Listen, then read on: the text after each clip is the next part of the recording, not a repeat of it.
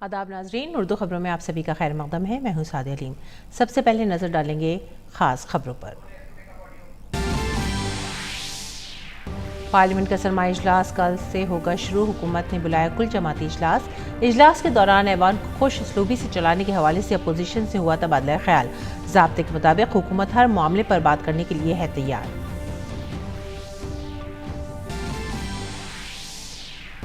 भारत वस्ती एशिया के कौमी सलामती के मुशीरों की नई दिल्ली में हुई मीटिंग। दहशतगर्दी और उसकी हिमायत करने वाले ममालिक पर हुई बातचीत। वस्त एशियाई ममालिक के साथ राब्ते हमवार करने पर भी हुई बात।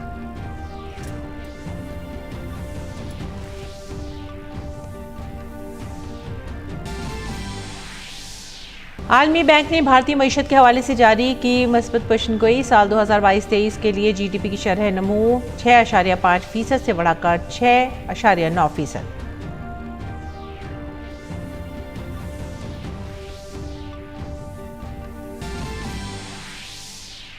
डॉक्टर भीमराव अम्बेडकर का 67वां महापरिनिर्वाण दिवस। सदर जमहूरिया और वजीर आजम समेत अपोजिशन के कई रहनुमाओं ने पेश किया खराज अकीदत। महाराष्ट्र के गवर्नर के साथ साथ वजीर आला ने भी मुंबई में चैत्य भूमि पर बुलाया अकीदत के नजर।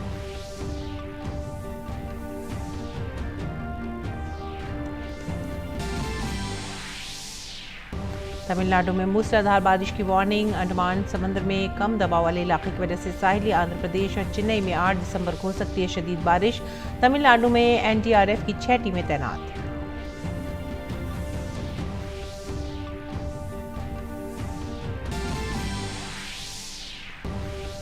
फुटबॉल वर्ल्ड कप में मराकश और स्पेन का मुकाबला आज। दूसरे मुकाबले में रात गए क्वार्टर फाइनल के पुर्तगाल और स्विट्जरलैंड के दरमियान होगा मुकाबला। वर्ल्ड कप के प्री क्वार्टर फाइनल में जापान और जनूबी कोरिया को करना पड़ा शिकस्त का सामना। मुकाबले से हुए बाहर।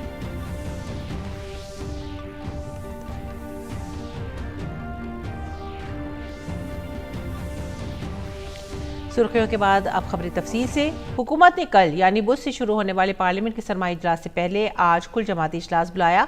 हुकूमत ने पार्लियामेंट के सरमाई इजलास के खुश उसलूबी से इनेकाद के लिए तमाम जमातों के कायदीन से ताउन की तवक्को की है। सरमाई इजलास 29 दिसंबर तक जारी रहेगा। 16 बिल लाए जाने की तैयारी की गई है। मीटिंग के बाद पार्लियामानी उमूर के वजीर प्रहलाद जोशी ने कहा है कि वह तमाम मसाइल पार्लियामेंट में बहस के लिए तैयार हैं। अपोजिशन जमातों की जानिब से कुछ तजावीज़ आई हैं जिन पर गौर किया जाएगा। राजनाथ सिंह की सदारत में हुई मीटिंग में हुकूमत की जानिब से अपोजिशन को यकीन दहानी कराई गई है कि स्पीकर की इजाज़त और रजामंदी से बहस की जाएगी। जिस विषय पर स्पीकर साहब और चेयरमैन साहब अनुमति देंगे उसके ऊपर चर्चा होगा और बहुत डिटेल में 2.5 घंटे से ज़्यादा हमारा चर्चा हुआ है और out of 47 party 31 parties have participated. दूसरी जानिब अपोजिशन लीडर अधीर रंजन चौधरी ने कहा है कि मुल्क के सामने महंगाई और बेरोजगारी जैसे मसाइल हैं, इसलिए इन सब पर ऐवान में बहस होनी चाहिए। बेरोजगारी से लेकर महंगाई, ये सबसे बड़ा मुद्दा हमारे लिए है। हम ये भी मुद्दा उठाना चाहते हैं कि चाइनीज बॉर्डर में, इंडो चाइना बॉर्डर में स्थिति क्या है। अकाली दल की लीडर हरसिमरत कौर ने पंजाब में बढ़ती हुई मंशियात की लत समेत दीगर मसाइल पर भी बात की। केजरीवाल ने आके बोला था कट्टर ईमानदार सरकार 10 दिनों में खत्म कर देगी और आप वीडियोस देखिए कि सड़कों के कैसे नौजवान लोग नशे की धुत हालत में घूम रहे हैं कि आज सुप्रीम कोर्ट को ये टिप्पणी करनी पड़ी है। तो मैंने सरकार को कहा कि आज की डेट में ज़रूरत है नशाबंदी की। और इस दौरान एनडीए की अरकान ने भी मीटिंग की और सरमाई इजलास से कबल ऐवान में हिकमत अमली पर तबादला ख्याल किया। आगे बढ़ेंगे अगली खबर की तरफ। वजारत दाखिला ने नई दिल्ली में दाखिली सलामती के हवाले से एक अहम मीटिंग की जिसमें जम्मू कश्मीर के सिक्योरिटी निज़ाम पर तबादला ख्याल किया गया। होम सेक्रेटरी की ज़ेर सदारत इजलास में रॉ, IB, NIA समेत दीगर सिक्योरिटी एजेंसियों के आला अफसरान भी मौजूद थे। वर्ल्ड बैंक ने साल 2022-23 के लिए भारत के जीडीपी का तखमीना जारी किया है। वर्ल्ड बैंक ने साल 2022-23 के लिए जीडीपी का तखमीना 6.5% से बढ़ाकर 6.9% कर दिया है। आलमी बैंक ने कहा है कि भारतीय मईशत दुनिया के मनफी हालात से निपटने के लिए अच्छी पोजीशन में है। अगले साल 2023-24 में भारत में जीडीपी की शरह नमू 6.6% और अफराती ज़र की शरह 7.1% रहने का इम्कान है। Global growth, as you know, was fairly strong last year in the aftermath of COVID, but it is going to decline significantly this year in 2022. Forecasters anticipate that we will see a 3 percentage point or around 3 percentage point decline in global growth this year compared to last year. This has implications for all countries because we are all interconnected. In this context, the IDU, the India Development Update, titled Navigating the Storm, focuses on the spillovers from these global development on the Indian economy. आलमी bank ने भारतीय मईशत को 10 साल पहले के मुकाबले कहीं ज्यादा मजबूत पोजीशन में बताया है। What is different about now and perhaps where India was 10 years ago, a term that August used was resilience. So we're seeing resilience in the Indian economy that has been built up over the past decade. And evidence of that is recovery after a previous crisis. India is bouncing back in some respects quicker than it did previously. Portfolio, there was capital outflows, but you can see compared to a period 10 years ago that we referred to as a taper tantrum, and also a sell-off period about 5 years ago, India has recovered quickly, left India, and they've returned to India very quickly as well over the past several months. And part of the reason for that is India has been improving its capital mix. Foreign direct investment is something that still a small share overall, but is improving over the past few years, and that helps with reducing volatility in its external accounts. आगे बढ़ेंगे अगली खबर की तरफ। दहशतगर्दी से भारत और वस्ती एशिया की सलामती और अमन को बड़ा खतरा लाहक है। इसके अलावा अफगानिस्तान में गुज़िश्ता साल की ताज़ा तरीन पेशरफ्त और सलामती की सूरत हाल के पेश नज़र पहली बार नई दिल्ली में भारत वस्ती एशिया के सलामती मुशीरों की मीटिंग हुई। मीटिंग में मालूमात का तबादला ख्याल और बढ़ते हुए साइबर ख़तरे को मद्देनज़र रखते हुए मुस्तक़बिल की तैयारियों पर भी तबादला किया गया। इसमें कज़ाकिस्तान, ताजिकिस्तान, उज़्बेकिस्तान, तुर्कमेनिस्तान और किर्गिस्तान हिस्सा ले रहे हैं। मीटिंग में दहशतगर्दी को पनाह देने, फ़ंड फराहम करने और सरहद पार से दहशतगर्दी फैलाने वाले ममालिक पर ख़ास तौर से बातचीत हुई।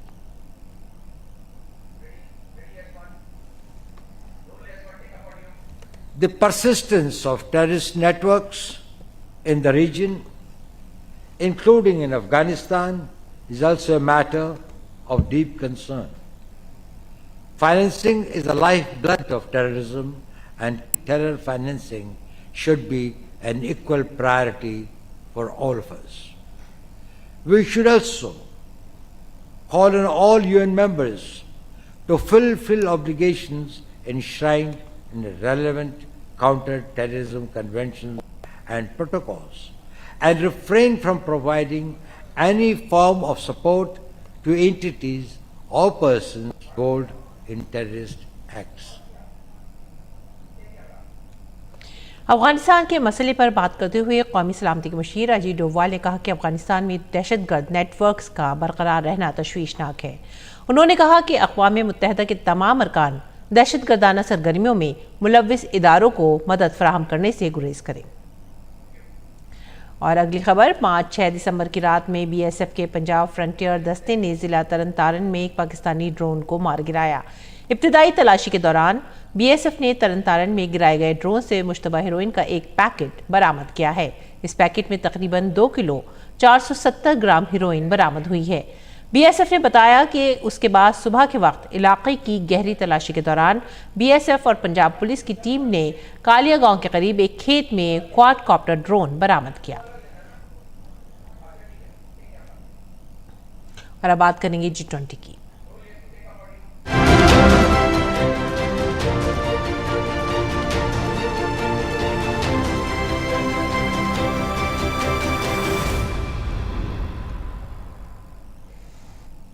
उदयपुर में जारी G20 शेरपा मीटिंग के आज तीसरे दिन कई अहम मसाइल पर बातचीत हुई। मीटिंग में ग्लोबल साउथ की अहमियत पर भारत का खास जोर है।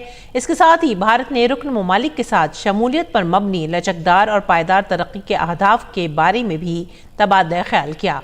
भारत ने डिजिटल मईशत, सेहत और तालीम में तकनीकी तब्दीलियों पर भी तबादला ख्याल किया। मौसमियाती तब्दीली के चैलेंजेस भी G20 के सामने एक अहम मामला रहा।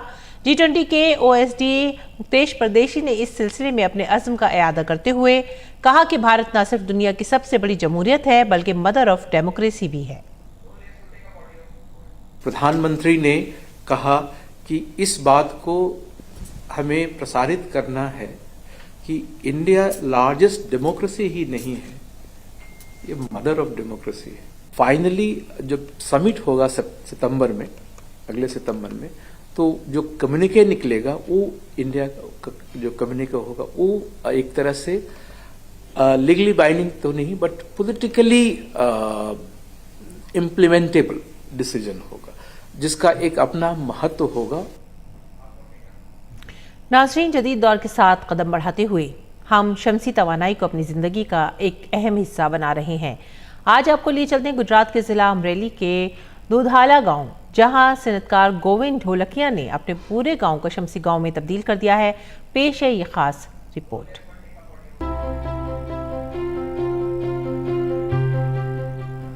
बढ़ती महंगाई और उस पर बिजली के बिल की फिक्र गरीब की मुश्किलें और बढ़ा देती है, लेकिन इसका बेहतरीन मुतबादिल है शमसी तवानाई, यानी कभी ना खत्म होने वाली एनर्जी।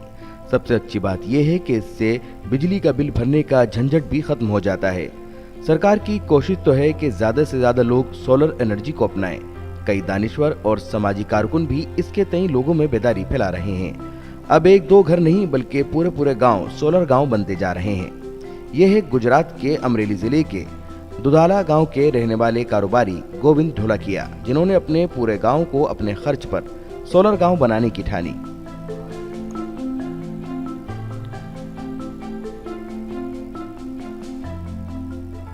मेरा लीवर ट्रांसफर का ऑपरेशन 2 अक्टूबर 2021 में करना पड़ा और सफल हुआ। तो मैं तो खुश था, मगर पूरा फैमिली बहुत खुश था।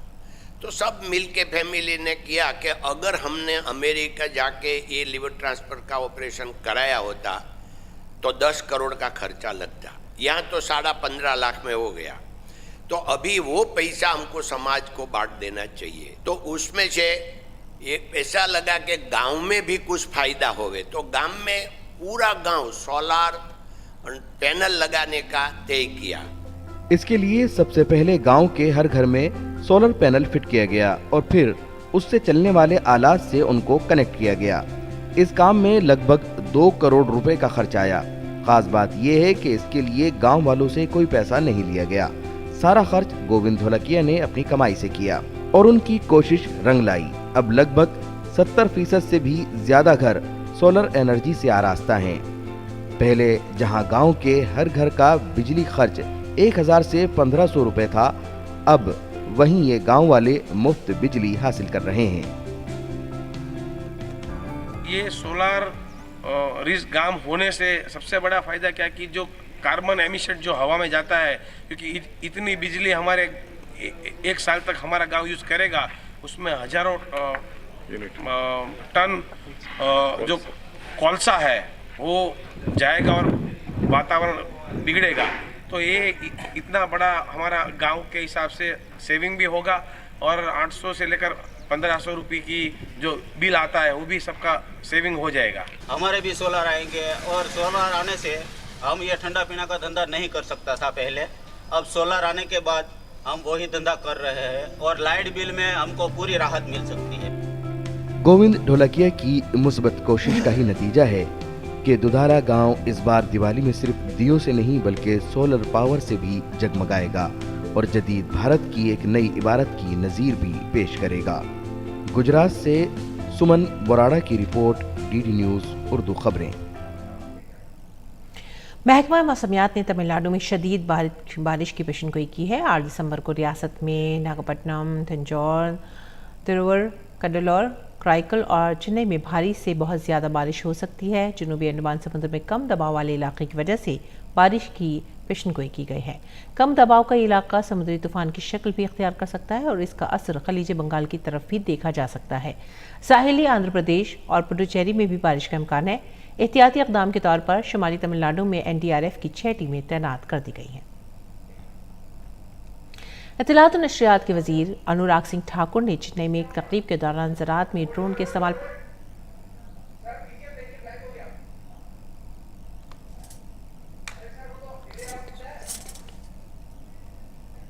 और आगे बढ़ेंगे अगली खबर की तरफ।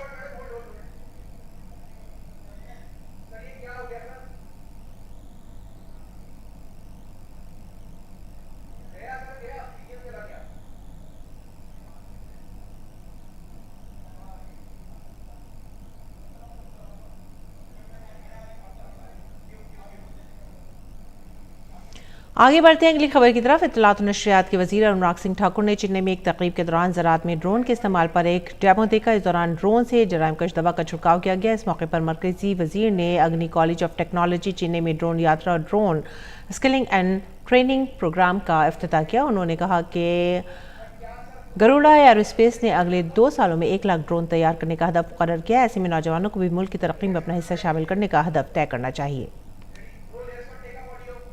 100 Kisan drones which had been deployed in 100 places throughout the India. It is here that Prime Minister Modi had said, and I quote, Kisan drone is now the beginning of new age revolution in this direction, I unquote. And today I stand here in absolute amazement, and I'm thrilled to have witnessed some of the great work that is happening in Garuda Aerospace. As I walked through India's largest drone manufacturing facility, I was shown the advanced tools and manufacturing process of Garuda Kisan drones, which PM Modi had inaugurated earlier this year. उन्होंने कहा कि वबाई दौर में भी भारत ने drone का बेहतरीन इस्तेमाल किया है। We have seen that during the pandemic time, how drone was so helpful to deliver medicine in the far-flung areas. During the beating retreat, the entire nation was mesmerized by the spectacular display of 1,000 made-in-India drones by the Indian startup.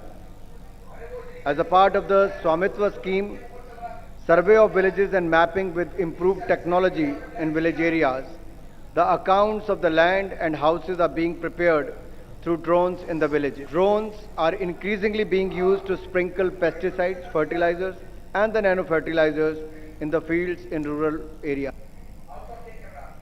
Delhi high court ने 33 हफ्तों की हामिला औरत यानी तकरीबन 8 माह के जनैन के इसकात हमल की इजाज़त दे दी है। तिब्बी जांच में डॉक्टरों की जानिब से बताया गया कि पैदा होने वाले बच्चे में कुछ जिस्मानी और जहनी माजूरी हो सकती है, लेकिन LNGP अस्पताल के डॉक्टरों के पैनल ने हमल की एडवांस स्टेज के पेश नज़र इसकात हमल न करने की सिफारिश की थी, जिसके बाद खातून ने दिल्ली हाईकोर्ट में अर्जी दायर की। अदालत ने अपने हुक्म में कहा कि ऐसे मामलों में माँ का फैसला हतमी होना चाहिए और ये कि अदालत दरख्वास्त गुजार को फौरी तौर पर LNGP अस्पताल या अपनी पसंद के किसी दूसरे अस्पताल में इसकात हमल की इजाज़त देती है। काबिल जिक्र है कि मौजूदा कवानीन सिर्फ गैर मामूली हालात में ही 24 हफ्तों तक इसकात हमल की इजाज़त देते हैं। फिल्मसाज विवेक अग्निहोत्री ने दिल्ली हाई कोर्ट से गैर मशरूत मुआफ़ी मांगी है। विवेक अग्निहोत्री ने भीमा कोरेगांव केस के मुलजिम गौतम नौलखा को राहत देने के हुक्म पर जस्टिस मुरलीधर पर जानिबदारी का इल्ज़ाम लगाया था। इस मामले का खुद नोटिस लेते हुए दिल्ली हाई कोर्ट ने 2018 में विवेक अग्निहोत्री और आनंद रंगनाथन के खिलाफ तौहीन अदालत की कार्रवाई शुरू की थी। अदालत ने विवेक अग्निहोत्री को अब 16 मार्च को हाजिर होने के लिए कहा है। दिल्ली NCR में सुबह और शाम में मौसम आहिस्ता आहिस्ता ठंडा होता जा रहा है। इसके साथ ही system of air quality and weather forecasting and research के मुताबिक आज का एयर क्वालिटी इंडेक्स 337 रिकॉर्ड किया गया, जो बहुत ख़राब के ज़मरे में है। अहम बात यह है कि 0 और 50 के दरमियान हवा के मेयार का इंडेक्स अच्छा, 101 से 200 को इतदाल पसंद और 201 से 300 को ख़राब समझा जाता है।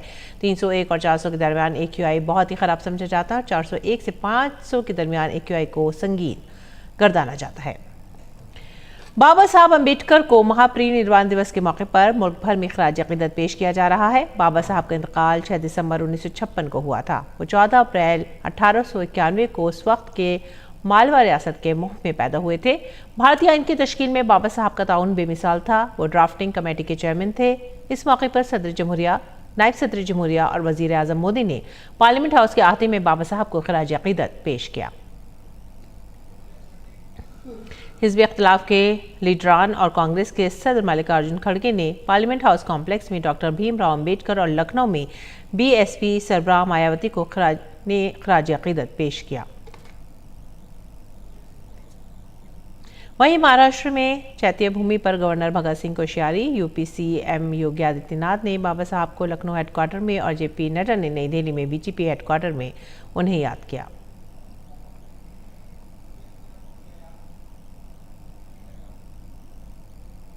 आपने कचरे से पेशा बनाने के बारे में सुना होगा। इसी वाक़े में बोकारो CCLB के करगाली रेस्ट हाउस कॉम्प्लेक्स में एक कचरे का बाग तैयार किया गया है, जो स्क्रैप से बना है। चंडीगढ़ में रॉक गार्डन की तर्ज पर बना ये कचरा बाग इफ्तिताह के बाद आवाम के लिए खोल दिया गया है।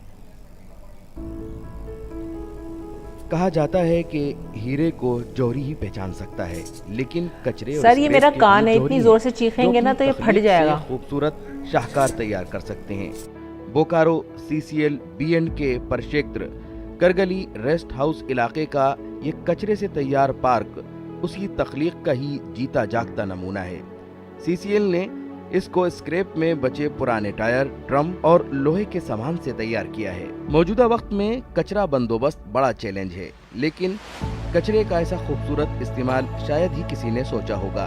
घरों, दफ्तरों, कारखानों में जगह घेरने वाली बेकार चीजों ने इस पार्क की खूबसूरती को चार चांद लगा दिए हैं। जो बेकार पड़े ड्रम थे वो बैठने की कुर्सियां और टेबल में तब्दील हो चुके हैं। इतना ही नहीं, इस कचरा पार्क में दर्जनों फलदार दरख्त और फूल भी लगाए गए हैं, जो आसपास की आबो हवा को तरोताजा बना रहे हैं। CCL के CMD PM प्रसाद भी कचरा पार्क के तस्वुर को वक्त की जरूरत बताते हुए कहते हैं कि वेस्ट से वेल्थ बनाने की तरफ हमें बढ़ना ही होगा। उन्होंने कहा कि मुसलसल हो रही सनती तरक्की और बढ़ती गाड़ियों की वजह से माहौल आलूदा होता जा रहा है, जिससे निपटने में कचरा पार्क जैसे तस्वुरात मददगार बन सकते हैं।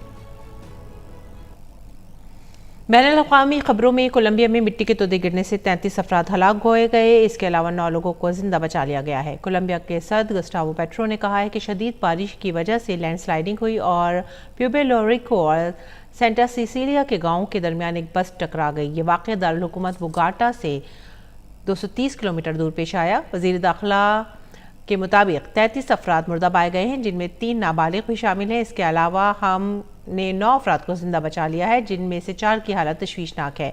कोलंबिया के सदर ने मुतासरीन के अहल खाना से ताज़ियत का इजहार किया है। इससे कबल रिसालादा के गवर्नर विक्टर तमायो ने कहा था कि बस से 5 अफराद को जिंदा निकाल लिया गया है। हुकाम के मुताबिक रेस्क्यू टीमें बस और मोटरसाइकिल सवार अफराद को तलाश कर रही हैं, जिनकी लैंडस्लाइडिंग में फंसे होने की खबर है। रूस के तेल की कीमतों को तय करने के रोज ही रूसी फौज ने यूक्रेन पर मिसाइलें दागी। ताज़ा तरीन हमलों में 2 अफराद हलाक और 3 जख्मी हुए। हमलों की वजह से कई इमारतों को भी नुकसान पहुंचा है। पावर प्लांट्स पर हमलों के बाद यूक्रेन के बड़े इलाके एक बार फिर से तारीकी में डूब गए हैं। बच्चे, बूढ़े और दीगर शहरी -5 डिग्री सेंटीग्रेड तक दर्जा हरारत में बिजली और पानी की किल्लत के साथ जिंदगी गुजारने पर मजबूर हैं।